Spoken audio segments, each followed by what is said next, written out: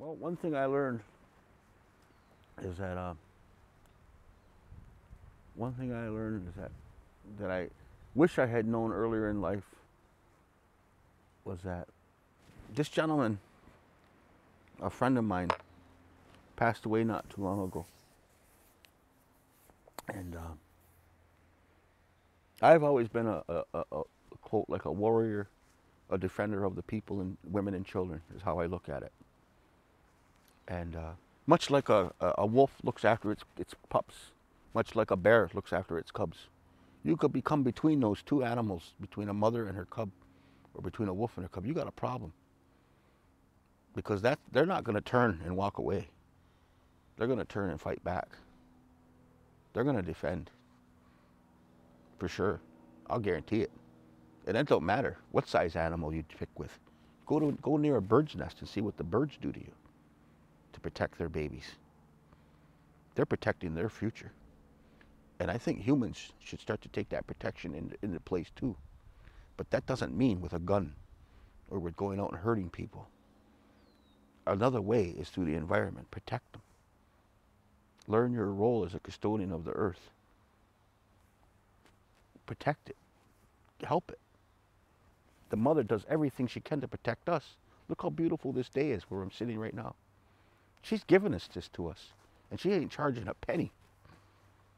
Just appreciation, just to enjoy it. What a gift that is, you know? Every day, though, every day. And she doesn't complain. We just make it harder for her. It gets harder for her to survive because of our way of being. This man, I had been involved in a couple of the native land claims back home, in the sense of being there, not as a racial aspect, but to protect the women and children, to make sure they have a home, for my grandchildren so they have a home. So we've been stuck on a little plot of land. It doesn't get any bigger because it's not allowed to get bigger. The government says you can't. They put you in a shoebox. But they didn't tell you there was 2 shoeboxes given to you years ago.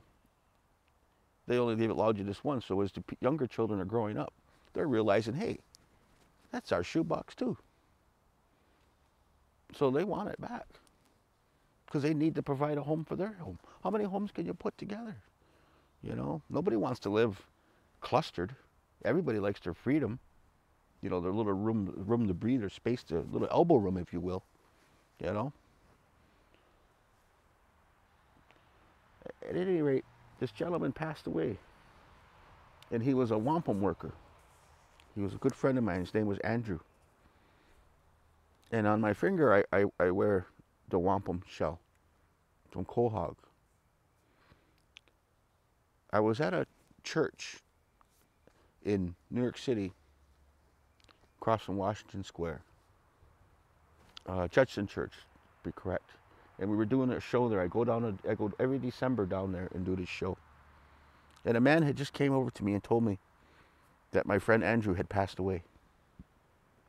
He had terminal cancer, and it had taken him.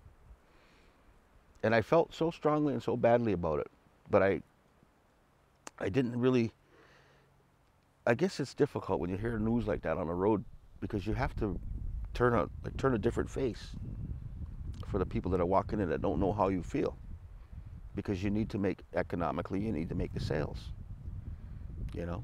So this particular day, I had been speaking with him, and I had spoken with this other gentleman who was a Mayan Indian, and he had came up to me and asked me if I believed in angels. And I said, yes, I do. I said, I believe in all spiritual life. He says, well, he says, I want to show you some photographs. And he showed me these photographs of these white, wispy spiritual people on these cameras where his son had drowned in the Ohio River.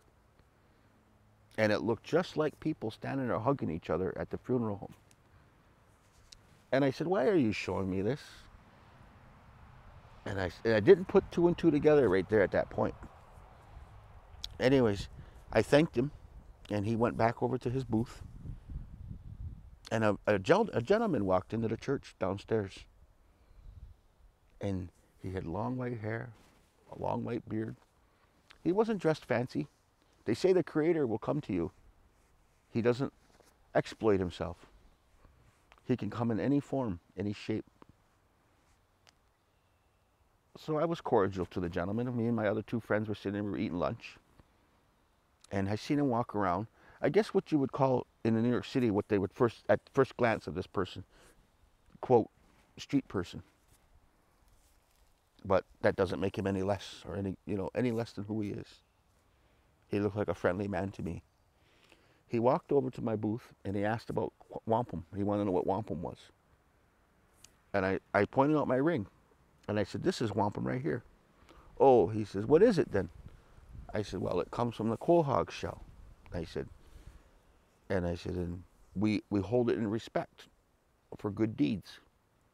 And he says, oh. And then I looked at him and I instinctively, and it's, I'm not perfect. Instinctively, I started to talk back to my friends and he still stood there. And then I looked at him and I looked past his eyes into his spirit. And I said, oh, I'm sorry, sir. I apologize. And I stood up and I walked over to him. And in my little glass case, I have little squares of wampum. And I said, here. He held out his hand and I placed him in his hand. And when he took him, he held on to him and he went like that. He closed his eyes and he held him against his chest near his heart. And he prayed like that for a minute. It looked like he was praying. And then he opened his eyes and he looked at me and he had these crystal blue eyes. And he said, he wanted to give them back to me. And I said, no, for you. And he smiled. And I guess in today's world, there's different handshakes and different ways of saying goodbye or whatever. And somehow I've gotten caught up with different areas is that you touch hands like this. Okay? But that sort of looks like a fist to a fist, if you will. I went to do that with the man. I stuck my hand out like that to say, you're welcome, And he looked at me and he shook his head no. And he stuck his hand up in the air like that. And without even being told what to do or knowing what to do, I placed my hand against his hand like that. And we just stood there, eyes locked. And I could feel him. I could feel this feeling come up through my feet, up through my back, and into my hands. That circle, the complete cycle between me and him. And I could feel the tears coming in my eyes. And his eyes were watering too. And then he said, no, from now on, no more fist. Like this. Touch, hand to hand. Be part of. And then he may sound a little comical.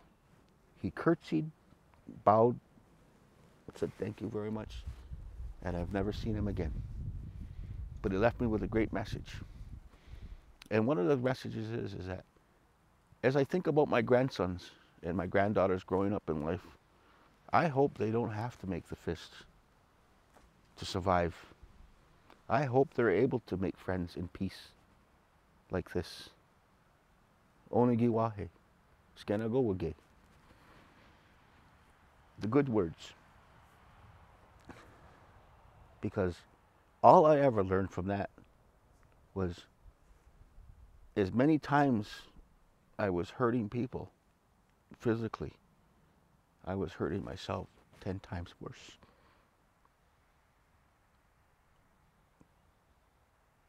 And that's one of the things I'd like for my grandchildren to live in peace.